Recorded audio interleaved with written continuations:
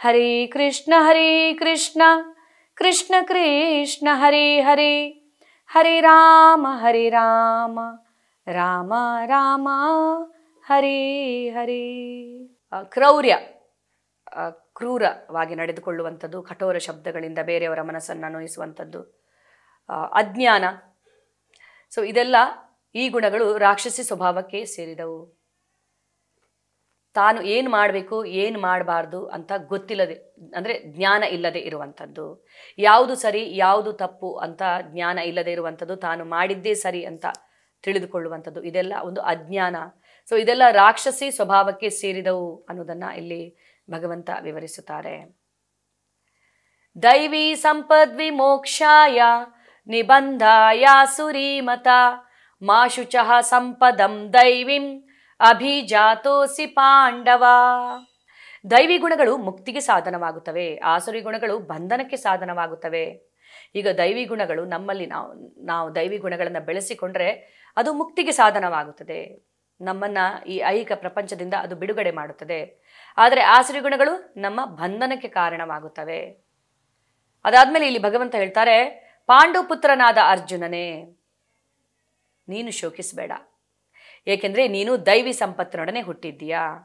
So ಈಗ ಆಸುರಿ ಗುಣಗಳ ಬಗ್ಗೆ ಕೇಳಿರುವಂತಹ ಅರ್ಜುನ ಯೋಚನೆ ಮಾಡ್ತಾನೆ, ಈಗ ಕುರುಕ್ಷೇತ್ರ ಯುದ್ಧದಲ್ಲಿ ನಾನು ಸಾವಿರಾರು ಜನರನ್ನು ನಾನು ಕೊಲ್ಲಲಿದ್ದೇನೆ, ಹಾಗಾದರೆ ನಾನು ಅಸುರನಾಗುತ್ತೀನಿ ಅಲ್ವಾ ಇವರನ್ನೆಲ್ಲ ಕೊಲ್ಲೋದ್ರಿಂದ ಅಂತೇಳಿ ಭಗವಂತ ಹೇಳ್ತಾರೆ, ಅರ್ಜುನ ನೀನು ಶೋಕಿಸಬೇಡ, ನೀನು ದೈವಿ ಸಂಪತ್ತಿನೊಡನೆ ಹುಟ್ಟಿದ್ದೀಯೇ ಅಂತ ಹೇಳ್ತಾರೆ. ಯಾಕೆಂದರೆ ನೀನು ನನ್ನ ಆದೇಶದ ಪಾಲನೆಯನ್ನು ಮಾಡ್ತಾ ಇದ್ದೀಯಾ, ನೀನು ಭಕ್ತನಾಗುತ್ತೀಯಾ, ನನ್ನ ಆದೇಶದ ಪಾಲನೆಯನ್ನು ಮಾಡಿದಾಗ ನೀನು ಆಸುರನಾಗುವುದಿಲ್ಲ ಅಂತ ಭಗವಂತ ಹೇಳ್ತಾರೆ. ಸೊ ನಾವು ಹೀಗೂ ನೋಡ್ಬೋದು, ಅರ್ಜುನ ಮಾತ್ರವಲ್ಲ, ಈ ಪಂಚ ಪಾಂಡವರು ಕೂಡ ದೈವಿ ಸಂಪತ್ತಿನೊಡನೆ ಹುಟ್ಟಿದವರು, ಧರ್ಮದ ಪಾಲನೆಯನ್ನು ಅವರು ಮಾಡಿಕೊಂಡು ಬಂದಿರುವವರು.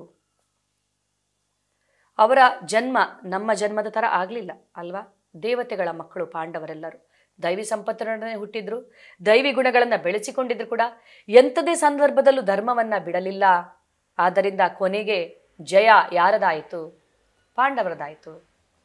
ಕೌರವರು ಅವರು ರಾಜ ವೈಭೋಗದಲ್ಲಿ ಅವರು ಸುಖವಾಗಿ ಇದ್ರು ಅಂತ ಅವರು ಯೋಚಿಸ್ತಾ ಇದ್ದಿರ್ಬೋದು, ಆದರೆ ಅಧರ್ಮದ ದಾರಿಯನ್ನು ಹಿಡಿದ್ರು, ಕೊನೆಗೆ ಪರಿಣಾಮ ಏನಾಯಿತು? ಅವರಿಗೆ ಸೋಲಾಯಿತು. ಧರ್ಮದ ಮಾರ್ಗ ಕಠಿಣವಾಗಿರಬಹುದು, ಆದರೆ ಅಂತ್ಯಕ್ಕೆ ಕೊನೆಗೆ ಜಯ ಯಾರು ಧರ್ಮದ ಪಾಲನೆಯನ್ನು ಮಾಡ್ತಾರೋ ಅವರದೇ ಆಗುತ್ತದೆ.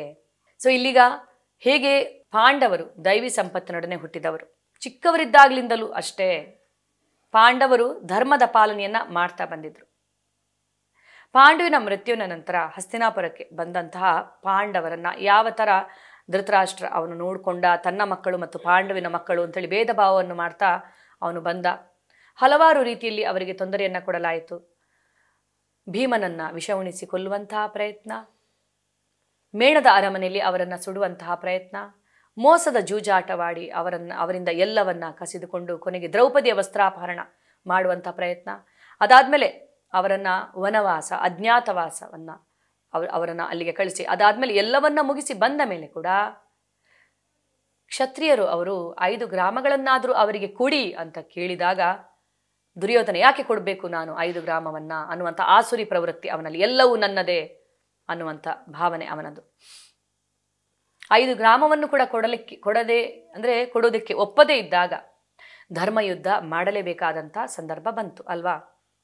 ಈಗ ದುರ್ಯೋಧನ ಮತ್ತು ಧೃತರಾಷ್ಟ್ರ ತನ್ನ ಪುತ್ರ ಧೃತರಾಷ್ಟ್ರ ಹುಟ್ಟು ಕುರುಡ, ಆಧ್ಯಾತ್ಮಿಕವಾಗಿ ಕುರುಡ, ತನ್ನ ಮಕ್ಕಳು ಕೂಡ ಅಷ್ಟೇ ಕುರುಡ್ರಂತ ಅವನಿಗೆ ಗೊತ್ತಿತ್ತು ಆಧ್ಯಾತ್ಮಿಕವಾಗಿ.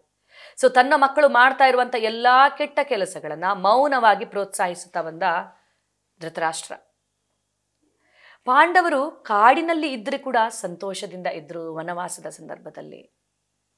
ಯಾಕೆಂದರೆ ಅವರು ಯಾರಿಗೂ ಅನ್ಯಾಯವನ್ನು ಮಾಡಿರಲಿಲ್ಲ, ಧರ್ಮದ ಪಾಲನೆಯನ್ನು ಮಾಡ್ತಾ ಬಂದಿದ್ರು. ಕೌರವರು ಅರಮನೆಯಲ್ಲಿ ಇದ್ದುಕೊಂಡು ಕೂಡ ಸುಖ ಸಂತೋಷದಿಂದ ಇರಲಿಲ್ಲ. ಯಾಕೆಂದರೆ ಮನಸ್ಸಿನಲ್ಲಿ ಯಾವಾಗಲೂ ಪಾಂಡವರಿಗೆ ಹೇಗೆ ಕೆಡುಕನ್ನು ಬಯಸುವುದು, ಏನು ಮಾಡ್ಬೋದು ಅವರಿಗೆ ಅವರನ್ನು ಕೊಲ್ಲೋದಕ್ಕಿಂತ ಅನ್ನುವಂಥ ಪ್ಲ್ಯಾನೇ ನಡೀತಾ ಇತ್ತು. ಸೊ ಯಾರು ಬೇರೆಯವರಿಗೆ ಕೆಡುಕನ್ನು ಬಯಸುತ್ತಾರೋ ಅವರು ಸಂತೋಷದಿಂದ ಇರಲಿಕ್ಕೆ ಸಾಧ್ಯವಿಲ್ಲ ಅನ್ನೋದನ್ನು ನಾವು ನೋಡ್ಬೋದು. ಧೃತರಾಷ್ಟ್ರ ಕೂಡ ಅಷ್ಟೇ, ಅವನಿಗೆ ಒಂದು ಸಂತೃಪ್ತಿ ಅನ್ನುವಂಥದ್ದು ಇಲ್ಲ. ತಾನು ರಾಜನಾಗಲಿಲ್ಲ ಅಂದರೆ ತನ್ನ ಮಕ್ಕಳು ಅಧಿಕಾರವನ್ನು ವಹಿಸಬೇಕು, ತನ್ನ ಮಗ ದುರ್ಯೋಧನ ಅಧಿಕಾರವನ್ನು ವಹಿಸಬೇಕು ಅನ್ನುವಂಥದ್ದು. ಸೊ ತಾನು ತನ್ನ ಮಗನ ಮೂಲಕ ಎಂಜಾಯ್ ಮಾಡಬೇಕು ಅನ್ನುವಂತಹ ಭಾವನೆ ಧೃತರಾಷ್ಟ್ರನದು. ಇದು ಆಸುರಿ ಪ್ರವೃತ್ತಿ. ಒಂದು ಬಾರಿ ಈಗ ಹೇಗೆ ಅಂದರೆ ಇವರಿಬ್ಬರ ನಡುವೆ ಯಾವ ಥರ ಒಂದು ಆಸುರಿ ಪ್ರವೃತ್ತಿ ಮತ್ತು ದೈವಿ ಅದನ್ನು ನಾವು ಮುಂದಿನ ಇದರಲ್ಲಿ ನಾವು ತಿಳಿದುಕೊಳ್ಳೋಣ ಹೇಗೆ ಅಂಥೇಳಿ. ಆಸುರಿ ಪ್ರವೃತ್ತಿಯನ್ನು ಭಗವಂತ ವಿವರಿಸ್ತಾರಲ್ಲ, ಆವಾಗ ನಾವು ಅದನ್ನು ತಿಳಿದುಕೊಳ್ಳೋಣ. ಹೀಗೆ ಪಾಂಡವರಲ್ಲಿ ದೈವಿ ಗುಣಗಳಿತ್ತು, ಕೌರವರಲ್ಲಿ ಆಸುರಿ ಗುಣಗಳಿತ್ತು. ದಂಭೋ ದರ್ಪೋ ಅಭಿಮಾನ ಎಲ್ಲವೂ ಕೌರವರಲ್ಲಿತ್ತು. ಪಾಂಡವರಲ್ಲಿ ಅಲ್ಲಿ ಹೇಳಿರುವಂತಹ ಮೇಲಿನ ಗುಣಗಳು ಅವೆಲ್ಲವೂ ಇತ್ತು ಅನ್ನೋದನ್ನು ನಾವು ತಿಳಿದುಕೊಳ್ಬೋದು. ಆದ್ದರಿಂದ ಪಾಂಡವರು ಯಾವಾಗಲೂ ಸುಖ ಸಂತೋಷ ಶಾಂತಿಯಿಂದ ಇದ್ದರು. ದೈವಿ ಗುಣಗಳು ಅವರ ಬಳಿ ಇದ್ದಿದ್ದರಿಂದ ಯಾವಾಗಲೂ ಅವರು ಯೋಚಿಸ್ತಾ ಇದ್ರು, ಕೃಷ್ಣ ನಮ್ಮ ಕೈ ಬಿಡುವುದಿಲ್ಲ ಅನ್ನುವಂಥ ಭಾವನೆ, ಅನ್ನುವಂಥ ದೃಢ ವಿಶ್ವಾಸ ನಂಬಿಕೆ ಅವರಲ್ಲಿ ಇತ್ತು.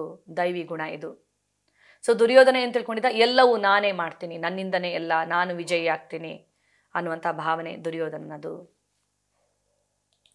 ಈಗ ದೈವಿ ಗುಣಗಳು ಮತ್ತು ಆಸುರಿ ಗುಣಗಳ ಬಗ್ಗೆ ನಾವು ಒಂದು ಕಥೆಯ ಮೂಲಕ ತಿಳಿದುಕೊಳ್ಳೋಣ. ಹೇಗೆ ಒಂದೇ ಕುಟುಂಬದಲ್ಲಿ ಒಂದೇ ಮನೆಯಲ್ಲಿ ಹುಟ್ಟಿರುವ ಇಬ್ಬರು ಅಕ್ಕ ತಂಗಿಯಂದಿರ ಕಥೆಯ ಮೂಲಕ ನಾವು ಅರ್ಥ ಮಾಡ್ಕೊಳ್ಳೋಣ. ಶ್ರೀಮದ್ ಭಾಗವತಂನ ವಿವಿಧ ಸ್ಕಂದಗಳಲ್ಲಿ, ಬೇರೆ ಬೇರೆ ಸ್ಕಂದಗಳಲ್ಲಿ ಬರುತ್ತದೆ ಇವರಿಬ್ಬರ ಕಥೆ. ಸೊ ಎಲ್ಲವನ್ನ ಒಟ್ಟಿಗೆ ಹಾಕಿ ಕಥಾರೂಪದಲ್ಲಿ ನಾನು ನಿಮಗೆ ವಿವರಿಸುತ್ತೇನೆ, ದೈವಿ ಗುಣ ಮತ್ತು ಆಸುರಿ ಗುಣ ಹೇಗೆ ಇರುತ್ತದೆ ಅಂತೇಳಿ. ಪ್ರಜಾಪತಿ ದಕ್ಷನ ಮಕ್ಕಳು ಇಬ್ಬರು, ದಿತಿ ಮತ್ತು ಅದಿತಿ ಅಕ್ಕ ತಂಗಿಯಂದಿರು.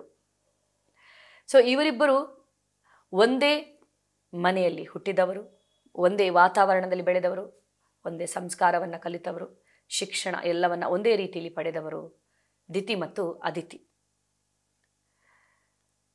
ಇಂಟ್ರೆಸ್ಟಿಂಗ್ಲಿ ಇವರಿಬ್ಬರ ಮದುವೆ ಕೂಡ ಒಬ್ಬನ ಜೊತೆ ಆಗುತ್ತದೆ, ಕಶ್ಯಪ ಮುನಿಯ ಜೊತೆ ಆಗುತ್ತದೆ. ಸೊ ಈಗ ಇವರು ಬೆಳೆದ ವಾತಾವರಣ ಒಂದೇ, ಕಲಿತ ಸಂಸ್ಕಾರವೂ ಒಂದೇ, ಎಲ್ಲವೂ ಒಂದೇ. ಅವರ ಪತಿ ಕೂಡ ಒಬ್ಬನೇ.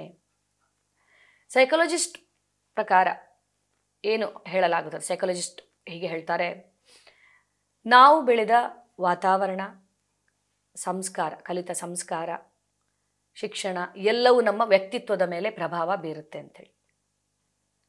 ಸೊ ಇವರಿಬ್ಬರು ಒಂದೇ ವಾತಾವರಣದಲ್ಲಿ ಬೆಳೆದರು, ಎಲ್ಲ ರೀತಿಯ ಒಂದು ಶಿಕ್ಷಣ ಆಗಲಿ ಅಥವಾ ಸಂಸ್ಕಾರ ಎಲ್ಲ ರೀತಿಯದು ಒಂದೇ ಇದರಲ್ಲಿ ಅವರು ಕಲಿತರಾದರೆ ಕೂಡ ಇವರಿಬ್ಬರ ಒಂದು ಗುಣದಲ್ಲಿ ಎಷ್ಟೊಂದು ವ್ಯತ್ಯಾಸವಿದೆ ಅನ್ನೋದನ್ನು ನಾವು ತಿಳಿದುಕೊಳ್ಳೋಣ.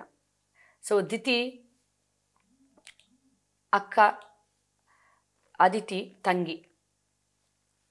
ಸೊ ಶ್ರೀಮದ್ ಭಾಗವತಂನ 3ನೇ ಸ್ಕಂದದ 14ನೇ ಅಧ್ಯಾಯದಲ್ಲಿ 11ನೇ ಶ್ಲೋಕದಲ್ಲಿ ಇದನ್ನು ವಿವರಿಸಲಾಗಿದೆ. ತದ್ಭಾವಂ ದಹ್ಯಮಾನಾಯಂ ಸಾ ಪತ್ನೀನಾಂ ಸಮೃದ್ಧಿಭಿಃ ಪ್ರಜಾವತೀನಾಂ ಭದ್ರಂತೆ ಮಯ್ಯಾನುಕ್ತಾಂ ಅನುಗ್ರಹಾಂ. ಆದ್ದರಿಂದ ನೀನು ನನ್ನ ಬಗ್ಗೆ ಕರುಣೆಯನ್ನು ತೋರಬೇಕು. ನನಗೆ ಮಕ್ಕಳಾಗುವ ಇಚ್ಛೆಯಾಗಿದೆ, ಅಂದರೆ ಮಕ್ಕಳಾಗಬೇಕು, ನನಗೆ ಸಂತಾನೋತ್ಪತ್ತಿ, ನನಗೆ ಪುತ್ರ ಭಾಗ್ಯ ಬೇಕು. ನನ್ನ ಸವತಿಯರಿಗೆಲ್ಲ ಮಕ್ಕಳಾಗಿದ್ದಾರೆ, ಅಂದರೆ ಎಲ್ಲರಿಗೂ ಮಕ್ಕಳಾಗಿವೆ, ನನಗೆ ಮಾತ್ರ ಇನ್ನೂ ಸಂತಾನ ಪ್ರಾಪ್ತಿ ಆಗಲಿಲ್ಲ. ಸೊ ನನ್ನ ಸವತಿಯರ ಈ ಸೌಭಾಗ್ಯವನ್ನು ಕಂಡು ನನಗೆ ದುಃಖವಾಗಿದೆ. ಅವರೆಲ್ಲರಿಗೂ ಮಕ್ಕಳಾಗಿವೆ, ನನಗೆ ಆಗಲಿಲ್ಲಲ್ವಾ ಅಂತ. ನೀನು ಈಗ ನನಗೆ ಪುತ್ರ ನನ್ನ ಕರುಣಿಸಿದ್ರ ಮೂಲಕ ನೀನು ಕೂಡ ಸಂತೋಷವಾಗಿರುವೆ ಅಂತ ದಿತಿ ಕಶ್ಯಪನಲ್ಲಿ ಹೇಳ್ತಾಳೆ. ಸೊ ಹಿನ್ನೆಲೆ ಏನಂತೇಳಿ ನಾವು ತಿಳಿದುಕೊಳ್ಳೋಣ. ಒಂದು ದಿನ ಮುಸ್ಸಂಜೆಯ ಹೊತ್ತು ಕಶ್ಯಪ ಮುನಿ ತನ್ನ ಪೂಜೆಯಲ್ಲಿ ಸಂಧ್ಯಾವಂದನೆ ಪೂಜೆಯ ಒಂದು ಇದರಲ್ಲಿ ಅವನು ತೊಡಗಿದ್ದಾಗ, ಪೂಜಾ ಕೈಂಕರ್ಯಗಳಲ್ಲಿ ಕಶ್ಯಪ ಮುನಿಯ ಪತ್ನಿಯಾಗಿರುವಂಥ ದಿತಿ, ಈಗ ದಿತಿ ಮತ್ತು ಆದಿತ್ಯ ಕಥೆ ನಾವು ತಿಳಿದುಕೊಳ್ತಾ ಇರುವಂಥದ್ದು. ದಿತಿ ಬಂದು ಕಶ್ಯಪ ಮುನಿ ಹತ್ರ ಹೀಗೆ ಹೇಳ್ತಾಳೆ, ನಾನು ನಿನ್ನನ್ನೇ ನಂಬಿಕೊಂಡು ಬಂದಿರುವಂತಹ ಕರ್ತವ್ಯ ನಿರತ ಮಾಡದಿ, ನನ್ನನ್ನು ಚೆನ್ನಾಗಿ ಇಟ್ಟುಕೊಳ್ಳುವಂಥದ್ದು ಪತಿಯಾದ ನಿನ್ನ ಕರ್ತವ್ಯ. ನನ್ನ ಸವತಿಯರಿಗೆ ಮಕ್ಕಳಾಗಿವೆ. ಸೊ ಎಲ್ಲರಿಗೂ, ಅದಿತಿಗೆ ಕೂಡ ತುಂಬಾ ಮಕ್ಕಳು, ಅವರಿಗೆಲ್ಲ ಪುತ್ರ ಸಂತಾನ ಪ್ರಾಪ್ತಿಯಾಗಿದೆ. ಆದರೆ ನನಗೆ ಇನ್ನೂ ಮಕ್ಕಳಾಗಲಿಲ್ಲ. ಸೊ ನನಗೆ ಇದನ್ನು ನೋಡಿ ತುಂಬ ಬೇಸರ ಆಗ್ತಾ ಇದೆ, ಅವರ ಒಂದು ಸೌಭಾಗ್ಯವನ್ನು ನೋಡಿ, ಐಶ್ವರ್ಯವನ್ನು ನೋಡಿ ನನಗೆ ಆಗಿಲ್ವಲ್ಲ ಅಂತ. ಸೊ ನನಗೂ ಈಗ ಪುತ್ರ ಬೇಕು, ಸೊ ಅದನ್ನು ನೀನು ಕರುಣಿಸಬೇಕು ಅಂತ ಅವಳು ಕೇಳ್ತಾಳೆ. ಸೊ ತಪ್ಪೇನಿಲ್ಲ, ಅವಳು ತನ್ನ ಪತಿ ಹತ್ರನೇ ಕೇಳ್ತಾ ಇರುವಂಥದ್ದು. ಪತ್ನಿಯಾದವಳು ಪತಿ ಹತ್ರ ಈ ಥರ ಕೋರಿಕೆಯನ್ನು ಸಲ್ಲಿಸುವುದರಲ್ಲಿ ತಪ್ಪೇನಿಲ್ಲ, ನನಗೆ ಮಕ್ಕಳು ಬೇಕು ಅಂತ ಕೇಳುವಂಥದ್ದು. ಆದರೆ ಇಲ್ಲಿ ಅವಳು ಕೊಡ್ತಾ ಇರುವಂಥ ಕಾರಣ ಏನು? ನನ್ನ ಸವತಿಯರಿಗೆ ಅವರಿಗೆ ಮಕ್ಕಳಾಗಿದೆ, ನನಗೆ ಆಗಲಿಲ್ಲ. ಇನ್ನೊಂದೇನೆಂದರೆ, ಈಗ ಮುಸ್ಸಂಜೆ ಹೊತ್ತು ತನ್ನ ಪತಿ ಪೂಜೆಯಲ್ಲಿ ತೊಡಗಿರುವಂಥ ಸಂದರ್ಭ. ಸೊ ಇಂಥ ಸಂದರ್ಭದಲ್ಲಿ ಬಂದು ಅವಳು ಈ ಥರ ಕೋರಿಕೆಯನ್ನು ಇಡ್ತಾ ಇದ್ದಾಳೆ. ಕಶ್ಯಪ ಮುನಿ ಹೇಳ್ತಾನೆ, ಹೌದು, ನೀನು ನನ್ನ ಪ್ರಿಯ ಮಾಡದೆ ನಿನ್ನನ್ನು ಚೆನ್ನಾಗಿ ನೋಡಿಕೊಳ್ಳುವುದು ನನ್ನ ಕರ್ತವ್ಯ. ನಿನ್ನ ಇಚ್ಛೆಯನ್ನು ಈಡೇರಿಸುವೆ, ಆದರೆ ಈಗ ಅಲ್ಲ, ನನ್ನ ಪೂಜೆ ಮುಗೀಲಿ, ಅದಾದಮೇಲೆ ನಾನು ನಿನ್ನ ಇಚ್ಛೆಯನ್ನು ಈಡೇರಿಸ್ತೇನೆ ಅಂತ ಕಶ್ಯಪ ಮುನಿ ಹೇಳ್ತಾರೆ. ಅವಳು ಹೇಳ್ತಾಳೆ, ಇಲ್ಲ, ನನಗೆ ಈವಾಗಲೇ ನೀನು ಇದನ್ನು ಕರುಣಿಸಬೇಕು, ನನ್ನ ಇಚ್ಛೆಯನ್ನು ಈಡೇರಿಸ್ಬೇಕಂತೇಳಿ. ಕಶ್ಯಪ ಮುನಿ ಹೇಳ್ತಾರೆ, ನೋಡು, ಈಗ ಮುಸ್ಸಂಜೆ ಹೊತ್ತಿನಲ್ಲಿ ಶಿವ ತನ್ನ ಸಹಚರರೊಂದಿಗೆ ಅವರು ಸಂಚಾರ ಮಾಡ್ತಾ ಇರ್ತಾರೆ. ಭೂತನಾಥ ಅಂತ ಶಿವನಿಗೆ ಹೆಸರು, ಕರುಣಾಳು ಶಿವ. ಸೊ ಯಾರು ಸಮಾಜದಲ್ಲಿ ಕಡೆಗಣಿಸಲ್ಪಟ್ಟಿರ್ತಾರೋ ಅವರ ಜವಾಬ್ದಾರಿ ಶಿವನದು. ಹೀಗೆ ಪ್ರೇತಾತ್ಮಗಳ ಜವಾಬ್ದಾರಿ ಕೂಡ ಶಿವನದಾಗಿರುತ್ತದೆ.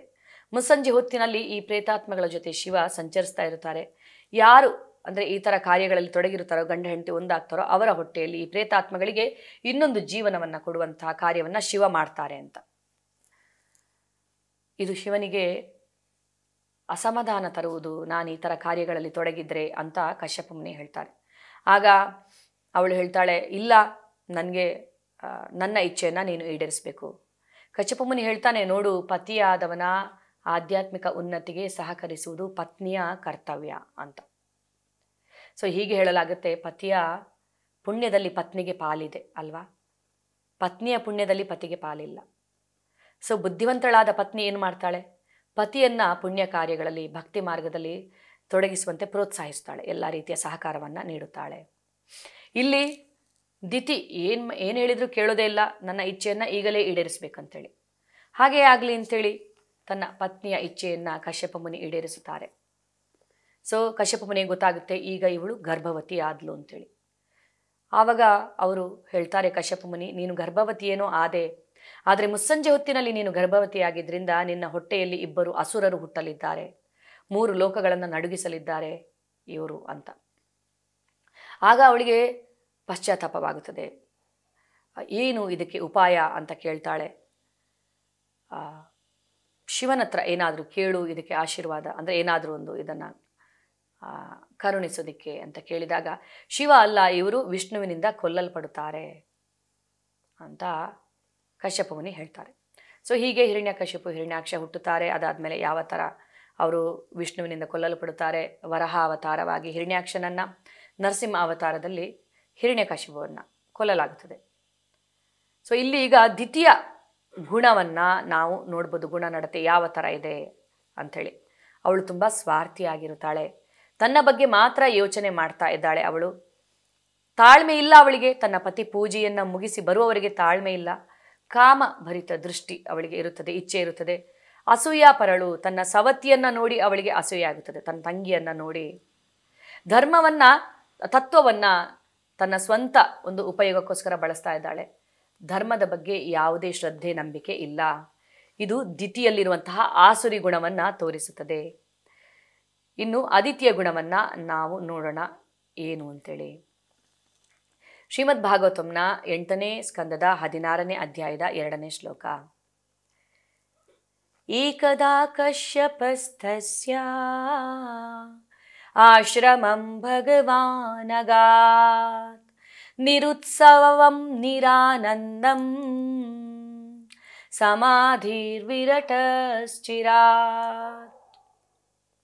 ಹಲವು ದಿವಸಗಳ ತಪಸ್ಸಿನ ನಂತರ ಕಶ್ಯಪ ಮುನಿ ತನ್ನ ಧ್ಯಾನದಿಂದ ಎದ್ದು ತನ್ನ ಆಶ್ರಮಕ್ಕೆ ಅವನು ಮರಳುತ್ತಾನೆ. ಅಲ್ಲಿ ಅವನು ನೋಡುತ್ತಾನೆ, ಅದಿತಿ ಕುಳಿತಿದ್ದಾಳೆ.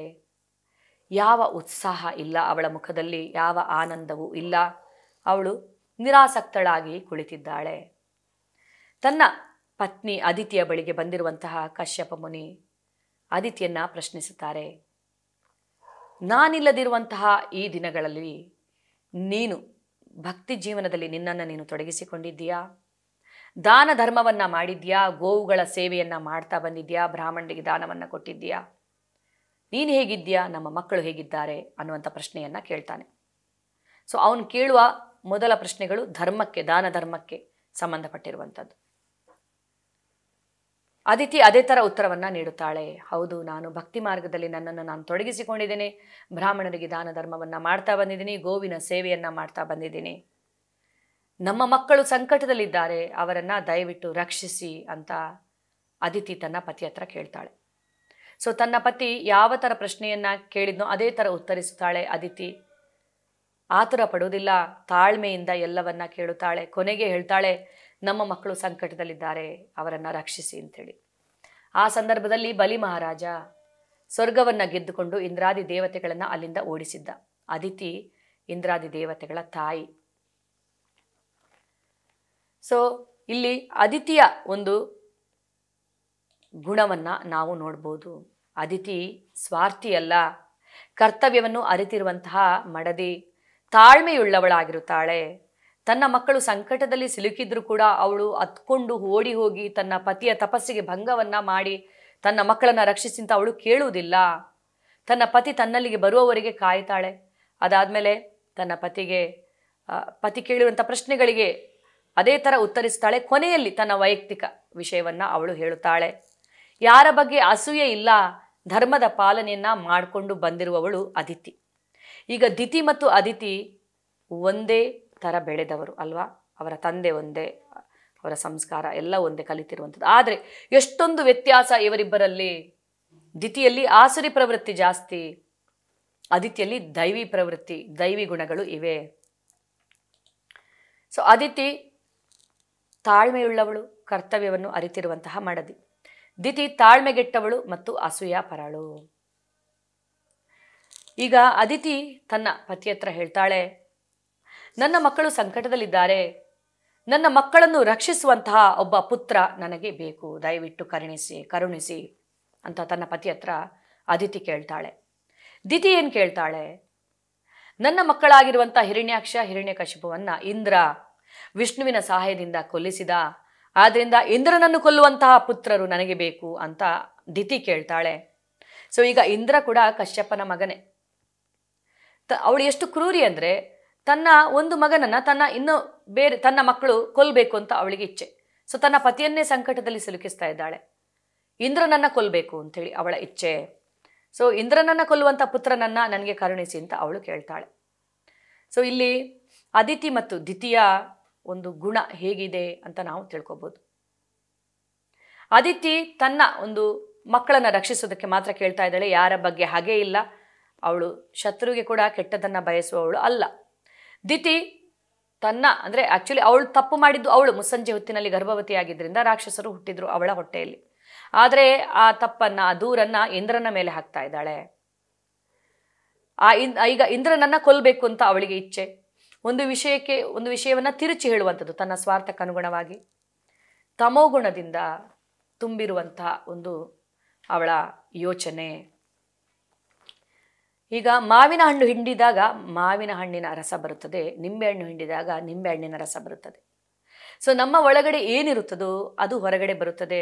ಈಗ ಸಂದಿಗ್ಧದ ಪರಿಸ್ಥಿತಿಯಲ್ಲಿ ನಾವು ಯಾವ ಥರ ಪ್ರತಿಕ್ರಿಯೆ ನೀಡುತ್ತೇವೆ ಯಾವುದೇ ಒಂದು ವಿಷಯಕ್ಕೆ, ಅದು ನಮ್ಮ ಸಂಸ್ಕಾರವನ್ನು ತೋರಿಸುತ್ತದೆ. ಈಗ ದಿತಿ ಮತ್ತು ಅದಿತಿ ಇಬ್ಬರು ಕೂಡ ಸಂಕಟದಲ್ಲಿ ಇದ್ದಾರೆ, ದುಃಖದಲ್ಲಿದ್ದಾರೆ. ಅದಿತಿಗೆ ತನ್ನ ಮಕ್ಕಳನ್ನು ರಕ್ಷಿಸುವಂತಹ ಒಂದು ಇಚ್ಛೆ. ಆದ್ರಿಂದ ತನ್ನ ಮಕ್ಕಳನ್ನು ರಕ್ಷಿಸುವಂಥ ಪುತ್ರನನ್ನ ಅವಳು ಕೇಳಿದ್ರೆ, ದಿತಿಗೆ ತನ್ನ ಮಕ್ಕಳನ್ನ ಕೊಂದಿರುವಂಥ ಇಂದ್ರನ ಮೇಲೆ ಸೇಡು ತೀರಿಸಿಕೊಳ್ಳುವಂಥ ಇಚ್ಛೆ. ಸೊ ಹೀಗೆ ಯಾರ್ಯಾರ ಮನಸ್ಥಿತಿ ಹೇಗಿರುತ್ತೆ ಅನ್ನುವಂಥದ್ದು ಅವರ ಸಂದಿಗ್ಧ ಪರಿಸ್ಥಿತಿಯಲ್ಲಿ ಅವರು ಒಂದು ವಿಷಯಕ್ಕೆ ಯಾವ ಥರ ಪ್ರತಿಕ್ರಿಯೆಯನ್ನು ನೀಡುತ್ತಾರೋ ಅದರ ಮೇಲೆ ಅವಲಂಬಿತವಾಗುತ್ತೆ. ಅದರ ಪ್ರಕಾರ ಗೊತ್ತಾಗುತ್ತೆ ಅವರು ಏನು ಅನ್ನುವಂಥದ್ದು. ಈಗ ಅದಿತಿಗೆ ಕಶ್ಯಪ ಮುನಿ ಪಯೋವ್ರತವನ್ನ ಹೇಳುತ್ತಾನೆ. ನೀನು ಅನನ್ಯ ಭಕ್ತಿಯನ್ನ ಮಾಡು, ವಿಷ್ಣುವಿನ ಭಕ್ತಿಯನ್ನ ನೀನು ಮಾಡು, ಪಯೋವ್ರತವನ್ನ ಮಾಡು. ಯಾವಾಗಲೂ ವಿಷ್ಣುವಿನ ಸ್ಮರಣೆಯಲ್ಲಿ ನೀನಿದ್ದರೆ ಖಂಡಿತವಾಗ್ಲೂ ನಿನ್ನ ಇಚ್ಛೆ ಈಡೇರುತ್ತದೆ ಅಂತ ಅದಿತಿಗೆ ಕಶ್ಯಪ ಮುನಿ ಹೇಳ್ತಾರೆ. ದಿತಿಗೆ ಪುಂಸಮಾನ ವ್ರತವನ್ನು ಹೇಳುತ್ತಾರೆ. ತುಂಬ ಬೇಸಿಕ್ ಆಗಿರುವಂಥ ವಿಷಯ ಪುಂಸಮಾನ ವ್ರತ ಅಂದರೆ, ನೀನು ಮುಸ್ಸಂಜೆ ಹೊತ್ತು ಕತ್ತಲಾದ ಮೇಲೆ ತಲೆ ಕೂದಲು ಬಿಟ್ಟು ಹೊರಗಡೆ ಹೋಗಬಾರ್ದು, ಬೇರೆಯವರು ಧರಿಸಿದ ಹೂವಿನ ಮಾಲೆಯನ್ನು ಧರಿಸಬಾರ್ದು, ಕೈಕಾಲು ಮುಖ ತೊಳ್ಕೋಬೇಕು ಊಟ ಮಾಡುವ ಮೊದಲು, ಊಟ ಮಾಡಿದ ನಂತರ, ಈ ಥರ ಬೇಸಿಕ್ ಇನ್ಸ್ಟ್ರಕ್ಷನ್. ಬ್ರಾಹ್ಮಣರಿಗೆ ದಾನ ಧರ್ಮವನ್ನು ಮಾಡಬೇಕು. ಇದೆಲ್ಲ ತುಂಬ ಒಂದು ಅಂದರೆ ಮೂಲವಾಗಿರುವಂಥ ಒಂದು ಬೇಸಿಕ್ ಇನ್ಸ್ಟ್ರಕ್ಷನ್ಸನ್ನು ಅವರು ಹೇಳ್ತಾರೆ. ಈಗ ಡಾಕ್ಟ್ರು ಯಾವ ಥರ ಪ್ರಿಸ್ಕ್ರೈಬ್ ಮಾಡ್ತಾರೆ? ರೋಗಕ್ಕೆ ಅನುಗುಣವಾಗಿ ಅಲ್ವಾ? ಎಲ್ಲರಿಗೂ ಒಂದೇ ಥರ ಪ್ರಿಸ್ಕ್ರೈಬ್ ಮಾಡೋಕ್ಕಾಗಲ್ಲ ಔಷಧಿನ. ಅದೇ ಥರ ಸೊ ಯಾರ್ಯಾರ ಆಧ್ಯಾತ್ಮಿಕ ಮಟ್ಟ ಎಷ್ಟು ಇದೆಯೋ ಅದರ ಪ್ರಕಾರವಾಗಿ ಅವರಿಗೆ ಇಲ್ಲಿ ಹೇಳಲಾಗ್ತಾ ಇದೆ. ಅದಿತಿ ಭಕ್ತಳಾದ್ರಿಂದ ಅವಳಿಗೆ ಭಕ್ತಿ ಮಾರ್ಗದಲ್ಲಿ ಅಂದರೆ ಅನನ್ಯ ಭಕ್ತಿಯನ್ನು ಮಾಡೋದಕ್ಕೆ ಹೇಳಲಾಗ್ತಾ ಇದೆ. ದಿತಿಯಲ್ಲಿ ಆಸುರಿ ಪ್ರವೃತ್ತಿ ಇರೋದ್ರಿಂದ ಅವಳಿಗೆ ಬೇಸಿಕ್ ಆಗಿರುವಂಥ ವಿಧಾನವನ್ನು ಹೇಳಲಾಗ್ತಾ ಇದೆ. ಸೊ ನಮಗೆ ಕೂಡ ಈಗ ನಮ್ಮ ಆಧ್ಯಾತ್ಮಿಕ ಜೀವನದಲ್ಲಿ ನಮ್ಮ ಪರಿಸ್ಥಿತಿಗೆ ಅನುಗುಣವಾಗಿ ನಮಗೆ ಸಲಹೆಯನ್ನು ಕೊಡುವವರು ಬೇಕು. ಅದಿತಿ ತನ್ನ ಪತಿ ಹೇಳಿದ ಹಾಗೆ ಅನನ್ಯ ಭಕ್ತಿಯನ್ನು ಮಾಡಿದ್ಲು.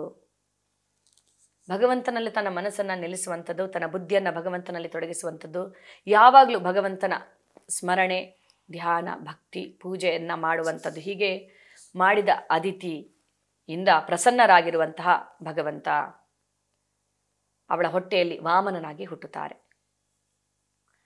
ಯಾರು ನನ್ನಲ್ಲೇ ಮನಸ್ಸನ್ನು ನಿಲ್ಲಿಸುವವರು, ಬುದ್ಧಿಯನ್ನು ನನ್ನಲ್ಲೇ ತೊಡಗಿಸುವವರು, ಖಂಡಿತವಾಗಿಯೂ ಅವರು ನನ್ನನ್ನು ಪಡೆಯುವವರು ಅಂತ ಭಗವಂತ ಹೇಳ್ತಾರೆ. ಸೊ ಅದಿತಿಯ ಭಕ್ತಿಯಿಂದ ಪ್ರಸನ್ನರಾಗಿರುವಂಥ ವಿಷ್ಣು ವಾಮನನಾಗಿ ಅದಿತಿಯ ಹೊಟ್ಟೆಯಲ್ಲಿ ಹುಟ್ಟುತ್ತಾರೆ. ಈ ಬಾರಿ ದಿತಿ ಕೂಡ ತನ್ನ ಪತಿಯ ಸಲಹೆಯನ್ನು ಅವಳು ಚಾಚು ತಪ್ಪದೆ ಪಾಲಿಸುತ್ತಾಳೆ. ಆದ್ದರಿಂದ ದಿತಿಯ ಹೊಟ್ಟೆಯಲ್ಲಿ 49 ಜನ ಮರುತಾಸು ಹುಟ್ಟುತ್ತಾರೆ. ಅವರು ಕೂಡ ದೇವತೆಗಳ ಥರನೇ ಇರುವವರು. ಈಗ ಪರಿಣಾಮ ಕೂಡ ನಮ್ಮ ವಿಧಾನವನ್ನು ಅನುಸರಿಸಿದೆ. ಸೊ ನಮಗೆ ನಾವು ಭಗವಂತನನ್ನೇ ಪುತ್ರನನ್ನಾಗಿ ಪಡೆಯಬೇಕಂತಿದ್ರೆ ಭಕ್ತಿ ಸೇವೆಗಿಂತ ಹೊರತಾದದ್ದನ್ನು ಯಾವುದನ್ನು ಕೂಡ ನಾವು ಸ್ವೀಕರಿಸಬಾರದು ಅಲ್ವಾ? ಸೊ ಹೀಗೆ ಅದಿತಿ ಮತ್ತು ದಿತಿಯ ಕತೆ. ಹೇಗೆ ದಿತಿಯಲ್ಲಿ ಆಸುರಿ ಪ್ರವೃತ್ತಿ, ಅದಿತಿಯಲ್ಲಿ ದೈವಿ ಪ್ರವೃತ್ತಿ ಹೇಗೆ ಇದೆ ಅನ್ನೋದನ್ನು ನಾವು ತಿಳ್ಕೊಂಡು